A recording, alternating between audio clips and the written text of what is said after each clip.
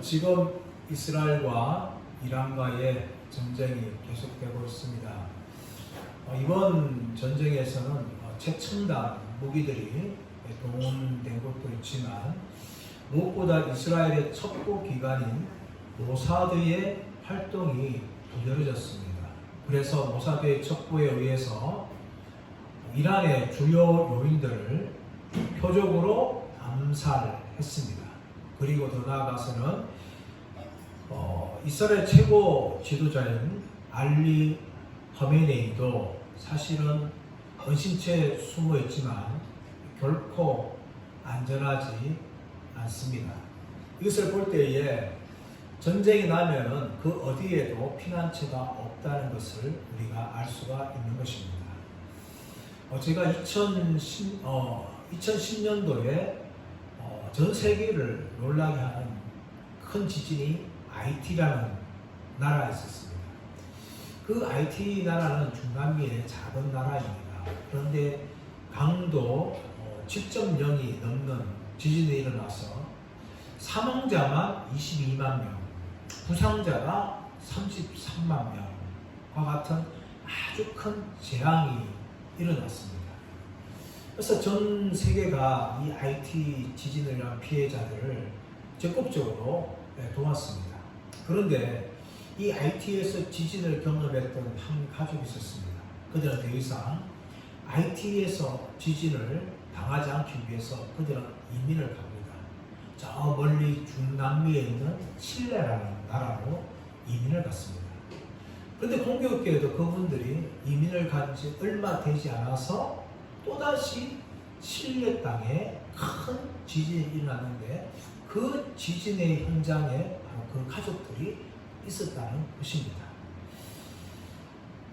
제가 15년 전에 미국에 잠시 방문한 적이 있었습니다. 미국의 중서부 지역을 중부 지역을 다녔는데 이 중부 지역 중에 캔자스 시티라는 작은 도시가 있습니다. 이 도시에 하룻밤 1박 2일로 잠시 머물다가 가게 되었는데 이 도시에 방문하면서 한 식당에 잠시 들렀습니다. 그 식사를 하기 위해서 들렀는데 그곳에 있는 우연히 한 신문을 보았는데 그 신문에 눈에 띄는 기사가 있었어요. 그 기사가 무엇인가 하면 제비교포 30대 남성 가장이 흑인의 쏜 총에 의해서 죽은 것입니다. 그래서 그 한인 교포들이 정말 그 남아있는 그 아내와 자식들을 위해서 모금을 하자라는 기사가 그곳에 실린 것입니다. 그 젊은 한국인 남성은 분명히 한국의 땅의 이 고달픈 생활을 버리고 미국에 가면 아메리카 드림을 꿈꿀 수 있을 것이다. 그렇게 이민을 왔을 거예요. 그런데 정작 피난처라고 생각했던 그 미국 땅에서 그분은 그만 죽고 말았던 것입니다. 이것을 볼 때에 세상 그 어디에도 진정한 피난처가 없다는 것을 볼 수가 있는 것입니다. 그러나 우리 인간들은 이 삶에서 피난처가 없지만 우리 영혼에 진정한 피난처가 없다는 것을 알아야 됩니다. 많은 사람들이 자신의 착한 행동으로 또 여러 가지 공로들로 자신은 구원받을 것이다 라고 생각하지만 우리 모든 인간들은 하나님의 준엄하신 심판을 우리 스스로 피할 수가 없는 것입니다.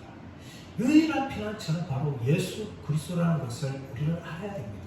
세상 그 어디에도 어느 방법으로도 우리는 우리의 죄로 말미암아 마땅히 경험하게 된 이 하나님의 진노의 심판을 우리는 피할 수가 없습니다. 오직 예수 그리스도만이 우리의 피난처가 된다는 것을 성경은 우리에게 말씀하고 있습니다. 오늘 본문은 이스라엘의 도피성 제도입니다. 이 제도를 통하여서 바로 예수님께서 진정한 도피성이라는 것을 우리는 발견하기를 축복합니다. 첫 번째 따라하겠습니다. 예수님은 모든 죄인의 피난처입니다. 예수님 모든 죄인의 피난처. 우리 1절 2절 말씀 보겠습니다. 1절 2절 시작. 여호와께서 여호수아에게 말씀하여 이르시되 이스라엘 자손에게 말하기를 내가 도피성을 또 모세를 통하여 너희에게 말한 도피성을 너희를 위하여 정하여 라고 이야기합니다. 이 도피성을 너희를 위하여 정하셨다라고 이야기합니다. 구약 성경에서는 예수님에 대해서 많은 것들을 보여줍니다. 그렇게 미리 보여주는 것을 신학적으로 모형론이라고 말합니다. 인물들이 모형이고 여러 가지 제도들이 예수님의 모형으로서 그들은 예수님이 어떤 분인지를 보여준 것입니다. 이삭을 통하여서 갈보리 십자가 위에서 죽으시는 예수 그리스도를 하나님은 미리 보여주셨습니다. 모세의 노뱀을 통하여서 십자가에 죽으시는 예수님을 보여주셨습니다. 또 다윗을 통하여서 왕 되신 예수 그리스도를 보여주셨습니다. 여호수아를 통하여서 우리에게 진정한 안식을 주시는 예수님을 보여주었습니다. 유월절 어린 양을 통하여서 우리를 위해서 십자가에서 피 흘리시는 어린 양 되신 예수 그리스도를 보여주셨습니다. 또 노아의 방주를 통하여서 구원하시는 예수 그리스도를 보여주셨습니다. 이 모든 것은 구약에 나오는 예수님의 모형입니다. 이 모형 중에 하나가 오늘 본문에 나오고 있는 도피성이에요. 1절 말씀 보시면 여호와께서 여호수아에게 말씀하여 이르시되 2절 이스라엘 자손에게 말하여 이르기를 내가 모세를 통하여 너희에게 말한. 하나님께서는 이미 이 도피성 제도를 여호수아에게 뿐만 아니라 이미 모세를 통하여서 하나님께서 이미 말씀하셨어요. 민수기 35장과 신명기 19장 말씀 가보시면 이 도피성 제도에 대해서 나옵니다. 도피성을 요단 동쪽에 세 쪽에 두고 또 요단 서쪽에 세 곳을 두어서 부지 중에 사람을 죽인 자들이 피할 수 있도록 하라 하면서 하나님께서 모세에게 말씀하셨어요. 그래서 모세가 신명기 4장에서 요단 동쪽에 도피성 세 개를 그렇게 두게 됩니다. 베셀이라는 지역, 길르앗, 라못이라는 지역, 바산 올란이라는 지역에 이 세 곳에 둡니다. 그리고 신명기 19장에서 또 요단 서쪽에 들어가서 이제 지어야 될 것들을 이야기하죠. 그것이 바로 이제 오늘 본문에 나오고 있는 8절 말씀 보시면 나오고 있는데 7절 말씀 보시면 나오고 있는데 납달리 산지 갈릴리 게데스, 에브라임 산지 세겜, 유다 산지의 비랏 아르바 곧 헤브론 이 세 곳입니다. 이 갈릴리 산지의 이 게데스 그리고 세겜 그리고 헤브론 이 세 곳 총 6곳을 도피성으로 지정하고 이곳에 피하는 자들이 자신의 죄로 말미암아 죽인다는 것을 피할 수 있게 한 것이 바로 도피성이에요. 이 도피성을 보면서 우리는 바로 예수께서 모든 죄인들의 도피성, 피난처가 되신다는 것을 우리는 알 수가 있습니다. 3절 말씀 보시면 부지 중에 실수로 사람을 죽인 자를 그리로 도망하게 하라. 이는 너희를 위해 피의 보복자를 피할 곳이니라 라고 이야기합니다. 사람을 죽이면 하나님께서는 그 사람에게서 그 사람의 피를 찾겠다고 말씀하셨습니다. 창세기 9장 6절 말씀 가보시면 무릇 사람의 피를 흘리면 사람이 그 피를 흘릴 것이니 이는 하나님이 자기 형상대로 사람을 지었습니다. 하나님께서 자기 형상대로 하나님 형상대로 우리 인간을 지었기 때문에 인간의 피를 흘리게 한 자는 자기 피로서 그것을 갚아야 된다라는 것을 하나님이 말씀하셨어요. 이것이 하나님의 기본 법입니다.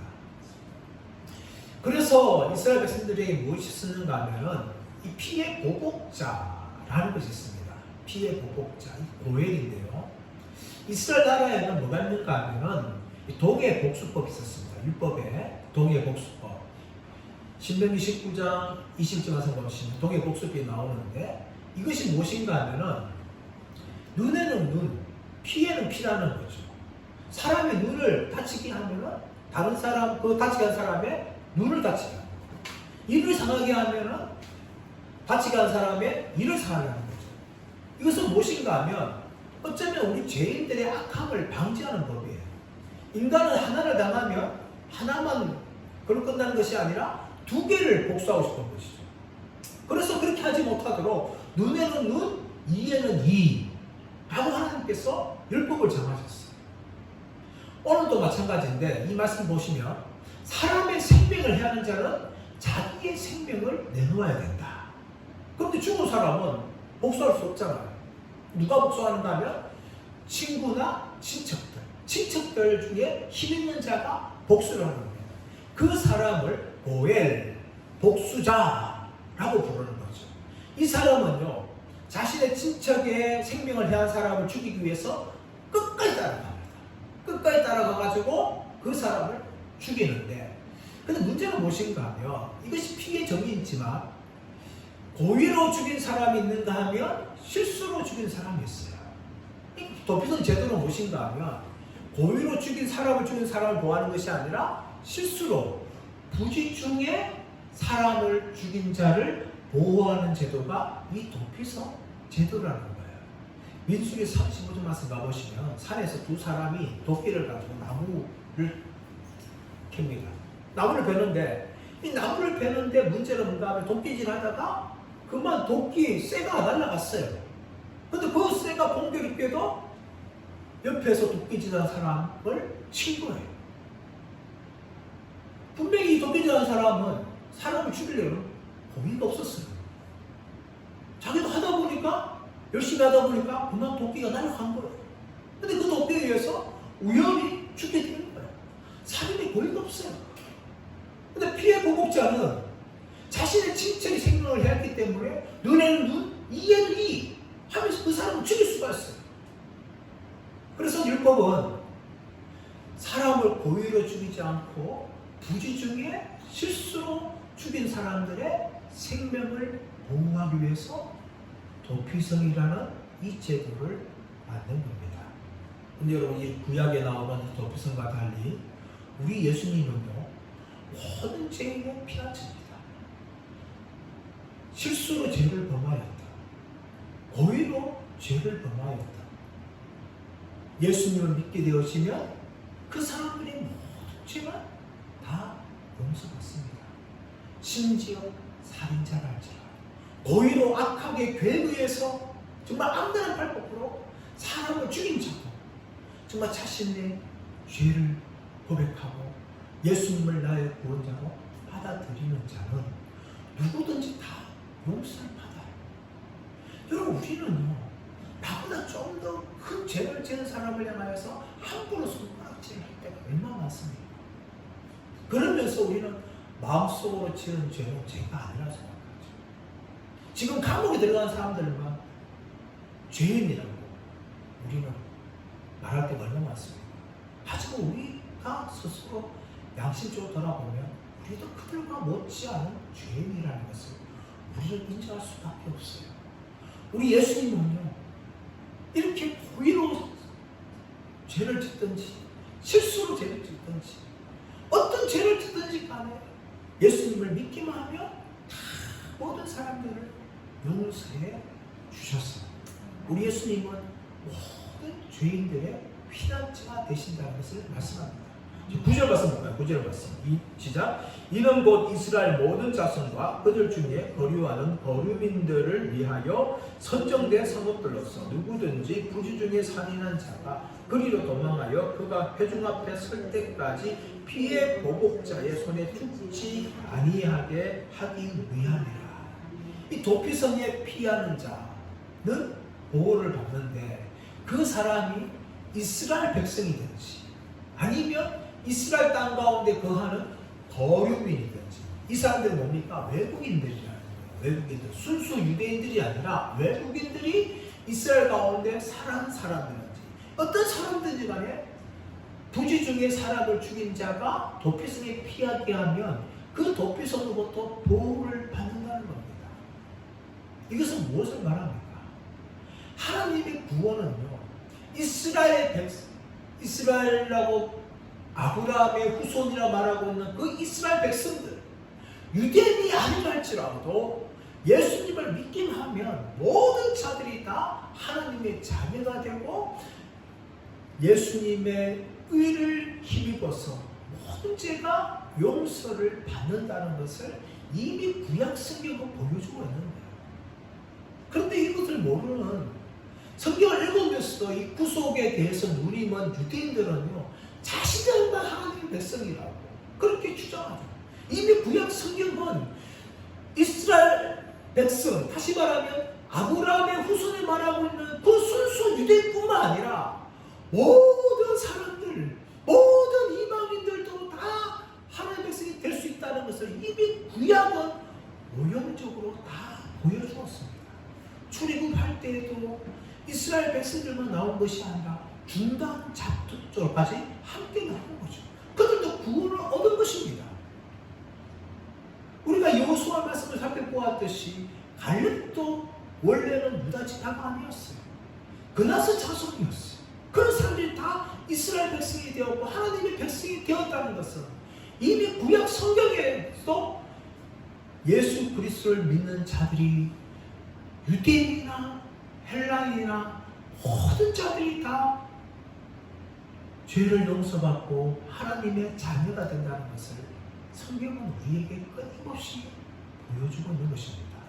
오늘 도피성 제도도 바로 예수님을 믿기만 하면 유대인들이나 이방인들이나 다 구원받을 수 있다는 것을 보여줌을 통하여서 우리 주 예수 그리스도는 모든 죄인들의 피난처가 되신다는 것을 우리에게 말씀합니다. 두 번째, 예수님은 은혜의 피난처라는 것을 보여줍니다. 우리 4절 말씀 시작. 이 성읍들 중에 하나에 도피하는 자는 그 성읍에 들어가는 문 어귀에 서서 그 성읍의 장로들의 귀에 자기의 사건을 말할 것이요 그들은 그를 성읍에 가져들여 한 곳에 주어 자기들 중에 거주하게 하고. 이 도피성에 들어가기 위해서는 세 가지 절차가 필요합니다. 하나는 도피성을 찾아가야 돼요. 내가 사람을 죽였다면은 내가 살인자라는 것을 인식하고 도피성에 찾아가야 됩니다. 그리고 그 도피성 문 앞에서 장로들을 만나서 자기의 죄를 고백해야 돼요.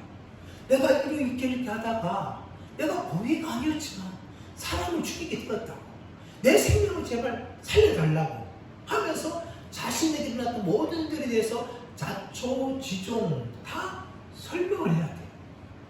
그리고 세 번째가 무엇인가 하면 장로들의 판단을 기다려야 되는 겁니다. 이 세 단계가 필요해요. 그래야 도피성 안으로 들어갈 수 있어요.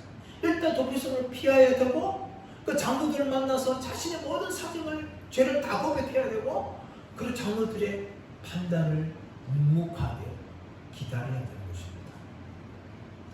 우리가 우리의 죄를 용서받기 위해서도 이 세 가지의 단계가 필요해요. 첫 번째가 뭡니까? 내가 죄인임을 인정해야 돼요. 하나님 앞에서 내가 용서받지 못할 죄인이라는 것을 우리는 인정해야 됩니다. 그래야 예수님께 나갈 수가 있는 거예요. 내가 의인이고 나는 아무 죄 없다 하는 사람은요, 용서의 필요성을 모릅니다. 그래서 구원할 수 없는 거예요. 먼저 자신의 죄를 인식해야 돼요. 두 번째가 뭡니까? 죄를 자백해야 되는 거죠. 죄, 내가 이런 죄를 지었던 죄인입니다 라고 자백을 해야죠. 세 번째가 뭡니까? 하나님의 은혜를 기대해야 돼요. 내가 이런 죄인이기 때문에 마땅히 내가 지옥 형벌에 들어갈 자인데 하나님의 은혜가 임하여서 나의 모든 죄가 용서받기를 우리는 기다려야 되는 겁니다. 누가복음 18장 말씀 가보시면 바리새인과 세리의 기도가 나옵니다. 바리새인은 어떻습니까? 많은 사람들이 들으라고 큰 소리로 하나님 나는 의인입니다. 나는 일주일에 2번이나 금식하고 소득의 11조를 드립니다. 나는 저 세리와 다릅니다 하면서 많은 사람들 앞에서 자신의 의로움을 드러내고 하나님께 기도하였습니다. 하지만 한쪽 구석에서 세리가 어떻게 합니까? 자기의 가슴을 짚어서 죄인으로서 하나님 나는 죄인으로서 하면서 하나님의 은혜만을 그는 구하였던 것입니다. 이 비유에서 예수님께서는 세리가 저 바리새인보다 어렵다함 받고 내려갔다. 바로 자기의 죄를 인식하고 하나님의 은혜를 구하였던 세리가 하나님의 은혜를 받은 사람이라고 예수님께서 말씀하신 것이죠. 이 세 가지 단계를 가장 잘 보여주는 예화가 누가복음 15장에 나오고 있는 탕자의 비유입니다. 탕자의 비유. 우리가 잘 알고 있듯이 탕자는 아버지의 유산을 가지고 먼 나라를 가서 허랑방탕하게 지나다가 그 모든 것들 다 써버리고 경제적인 어려움을 당하였습니다. 그래서 그가 한 일이 뭡니까? 돼지치기를 하면서 돼지가 먹을 시험열매를 먹었어. 그 것을 하면서 탕자는 자기의 죄를 뉘우치죠. 내가 얼마나 하나님 앞에서 아버지 앞에 죄를 지었던가 하면서 자기의 죄를 인식합니다. 그리고 내가 아버지에게 돌아갈 것이다. 그래서 하늘과 아버지 앞에서 내가 죄를 지었사오니 나를 아버지의 품꾼 하나로 받아 주옵소서. 그렇게 말하자 하면서 그가 결심하고 발걸음을 아버지 집으로 돌이키죠. 그 모습을 보고 아버지가 버선발로 달려옵니다. 탕자를 깨웠습니다. 그러자 탕자가 어떻게 말합니까? 아버지요, 내가 하늘과 아버지 앞에서 죄를 지었습니다. 그렇게 고백하죠.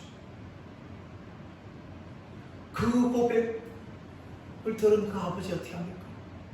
울면서 그 아들을 기뻐하고 내 아들이 살아서 돌아왔다 하면서 종들에게 송아지를 잡으라 잔치를 벌이자 하면서 온 동네 사람을 다 초청하여서 큰 잔치를 벌입니다.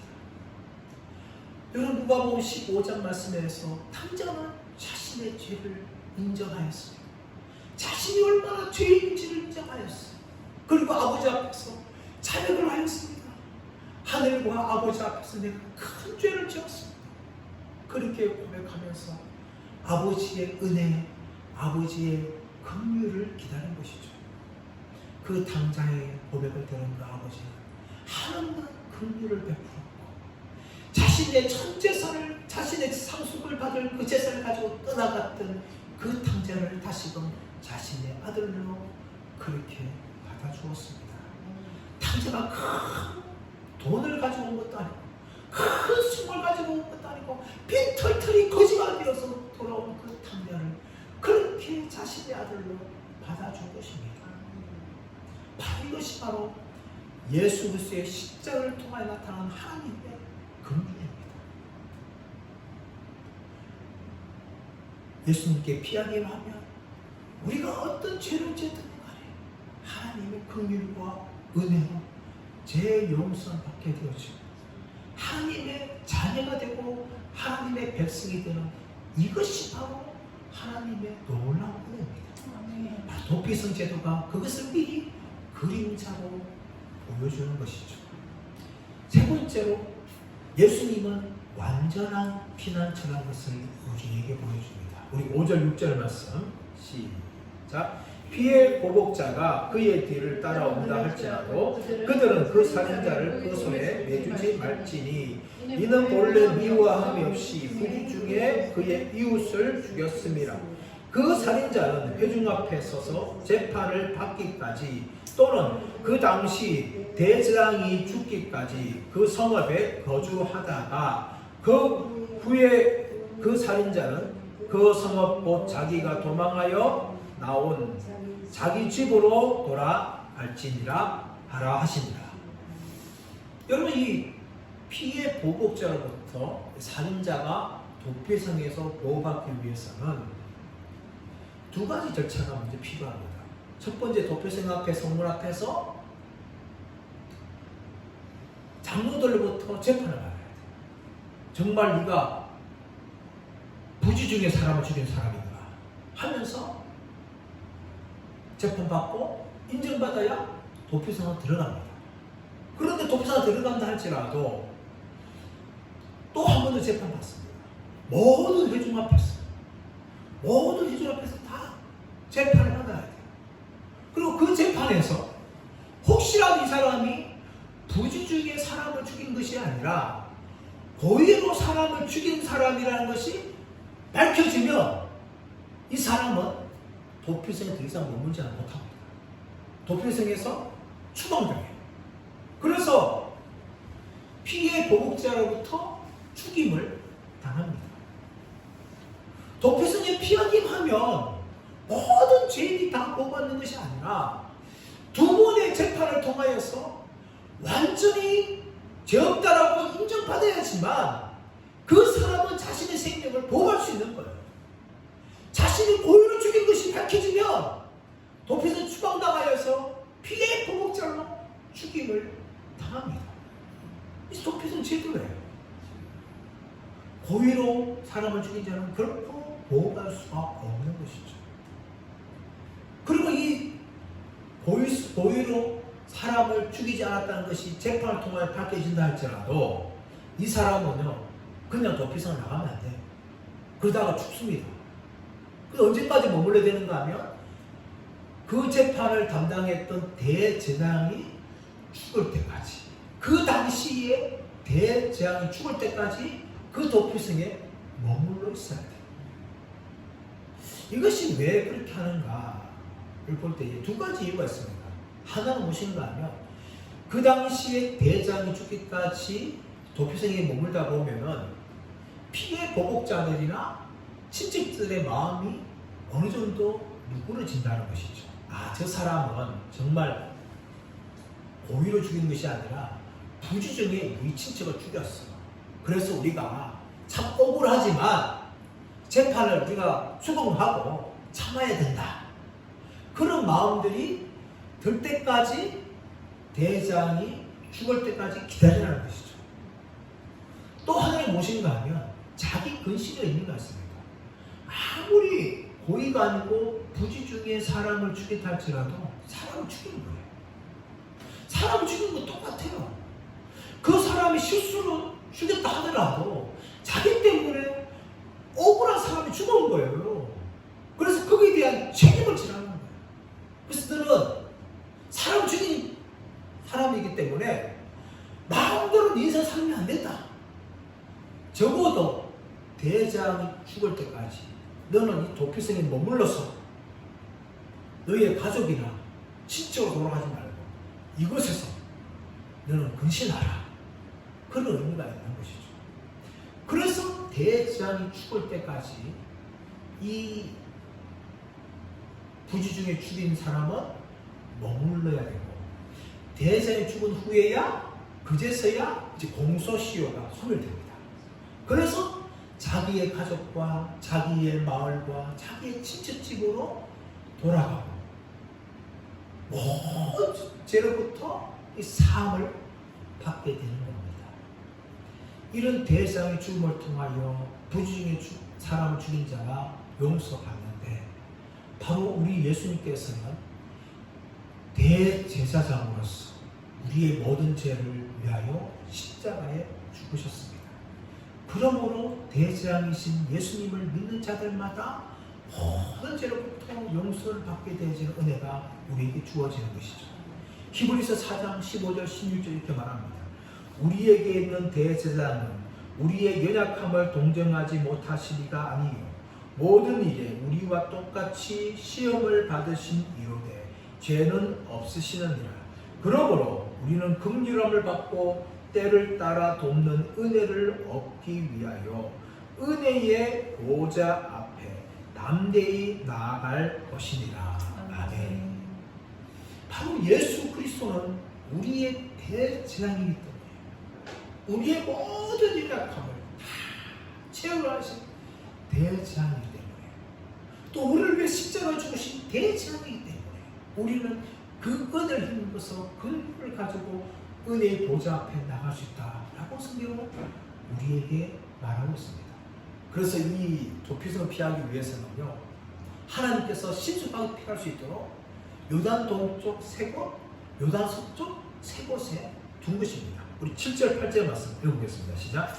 이에 그들이 납달리의 산지 갈릴리 게데스와 에브람 산지의 세겜과 유다 산지 기랏 아르바 곧 헤브론과 여리고 동쪽 요단 저쪽 로벤 지파 중에서 평지 광야의 베셀과 갓 지파 중에서 길랏 라못과 므낫세 지파 중에서 바산 골랏을 구별하였으니 이렇게 요단 동쪽 세 곳, 요단 서쪽 세 곳에 각각 둔 것은 그 이유가 무엇인가면 도피성에 신속하게 피할 수 있도록 둔 것인데 이 도피성 있는 지역들은요 다른 지역들보다 조금 높은 지역에 있어서 모든 사람들이 잘 보이게 한 것입니다.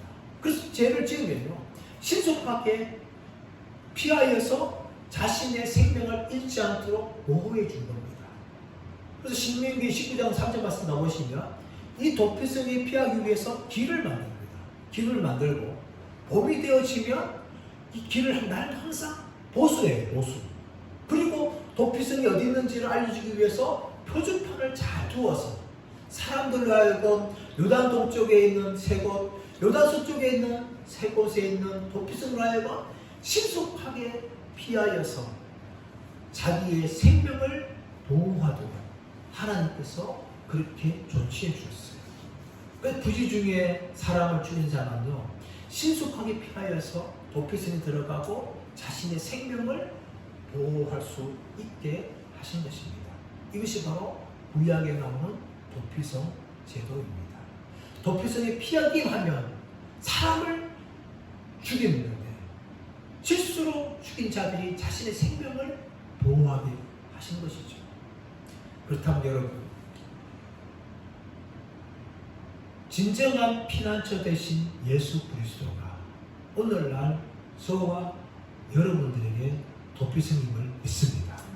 우리는요 어떤 죄를 지었든지 간에 예수님을 믿어서 우리의 죄가 용서받았습니다.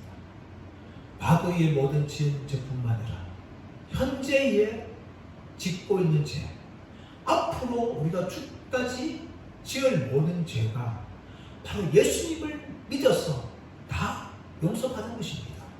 그래서 하나님의 자녀가 이미 되었고 하나님의 백성이 되었고 앞으로 장차 천국을 상속할 상속자가 된 것이에요. 그리고 이 시간 우리의 삶을 살아가면서 우리는 성령님과 하나님과 동행하는 이 복된 삶을 우리가 도피성이 피기 때문에 우리가 다 누리고 있는 것이고 앞으로 누릴 복입니다.